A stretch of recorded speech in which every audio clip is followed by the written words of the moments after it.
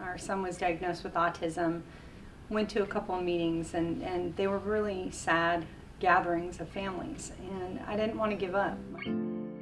My name is Lisa Ackerman. I'm the executive director and co-founder of TACA. I started 13 years ago.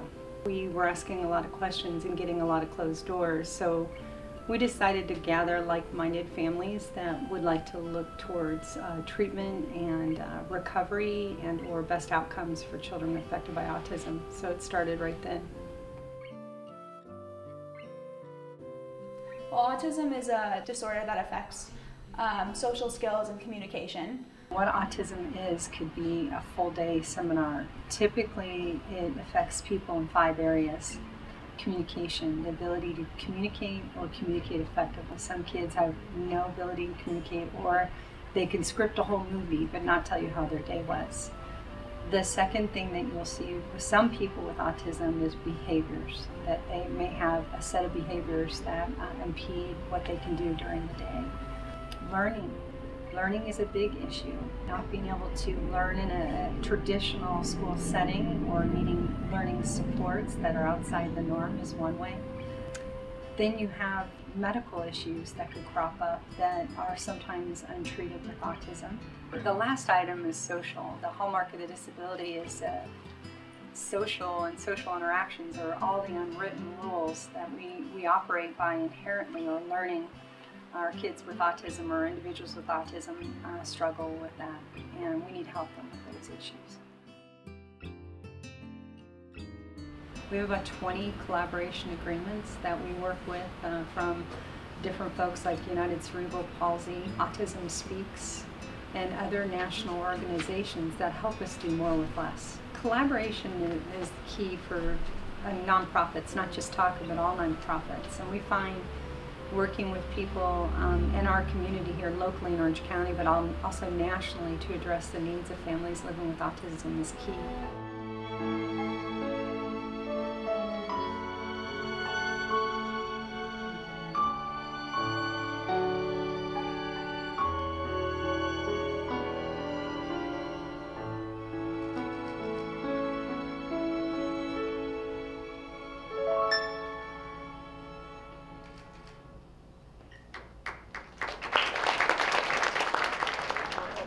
So the AYA program is Autism Youth Ambassadors. So we have different chapters at different high schools.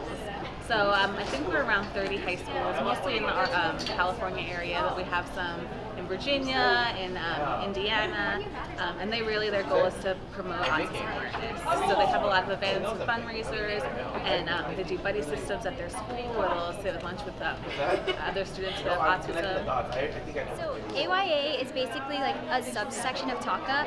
It's like the kids, the teenagers are AYA, and then it's part of the main TACA organization. So basically we just do community service events such as Friday Night Club, where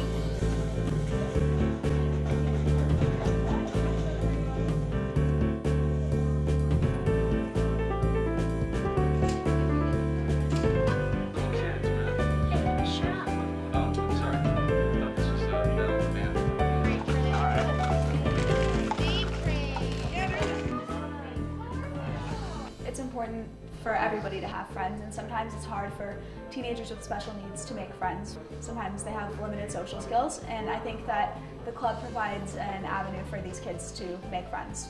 I have 3 older siblings. My older brother Andrew has autism, and 2 siblings who are older than Andrew. And the 2 older siblings went off to college, and Andrew was really sad, and he didn't really know what to do about it. And I started thinking about what would happen when I go off to college and he's left alone at home, and I didn't want him to be lonely or sad. So I invited a few of my own friends over and a few friends with autism from Andrew's Rec Center. And it was only like about 10 people at the first meeting, and we just played games and had fun, talked a little bit, and it was a big hit, and everybody wanted to do it again. And then we got involved with United Cerebral Palsy in Orange County, and they've really helped us. And we've gotten a lot more people since then. I mean, we've had as many as 100 people at a party before, so it's gotten big, and I think it's been really great for everybody who attends. I feel like I've always had fun when I'm here. It's not just like it's not just doing community service, it's hanging out, having fun, playing games. I think more about what I do and say, because it's a lot different growing up with a brother with a disability, and I came kind of to make sure he had a good first experience, I guess, make sure he was all right, and then I ended up just staying volunteering. Typically we usually play games with them, and I don't know, it really seems like it's really helping them, and it's always good to see a smile on their face.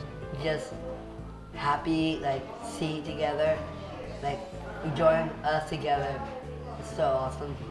You have fun, you play games and watch movies, and sometimes you play games in the movie.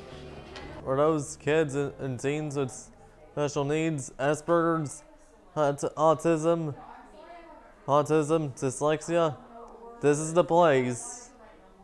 Could probably spend a whole day talking about common mistruths and misconceptions with children and adults with autism, for that matter. Often the number one frustrating thing is when someone is not able to speak or communicate, they treat people, they're being treated like they're not even there. And that is extraordinarily frustrating to me, to know that you have an intelligent being sitting in front of you, and just because they can't talk doesn't mean they don't have something to say. And that by far is the most frustrating thing. You can't treat people with autism as inanimate objects. They are part of our community. So that's number one. Number two is Rain Man. Love Dustin Hoffman.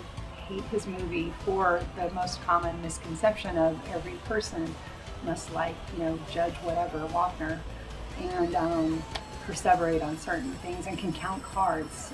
I think one of the things that leads to is a misconception as to what trick can your child with autism do. And I often have to remind people, no, you can't bring him to Vegas. He's not going to help you win in blackjack. No, he doesn't accelerate any differently in categories than his neurotypical peers. Our kids are unique and different, just like any other kid, without a label. And the number one thing I'd like to tell families that are just diagnosed with autism is there's so much hope and so much you can do. And if anyone's shared with you that there's no hope and nothing you can do, you need to turn around and walk away from them. What is so thrilling to me is since 2005, there's been more research on autism treatments than all other previous years combined. We also know those treatments work, and even the National Institutes of Health agrees. In January 2013, they actually did a study on recovered kids, and they proved that autism is something you can recover from. So we're thrilled to know those two important factors, and that families should drive treatments to help their children. 1 in 88 children are affected by autism, so you should never feel alone in this journey. All right. I think the number one thing that families can do once they suspect or obtain an autism diagnosis or have been on the journey longer than a decade is to get connected with TACA. TACA has 12 free programs that can assist families down the journey and the path of autism. And they can reach us through our 800 number on the TACA website, TACANOW, TACANOW.org, or in one of our meetings in 20 states across the United States. I have autism. I feel great. I am not alone in the world.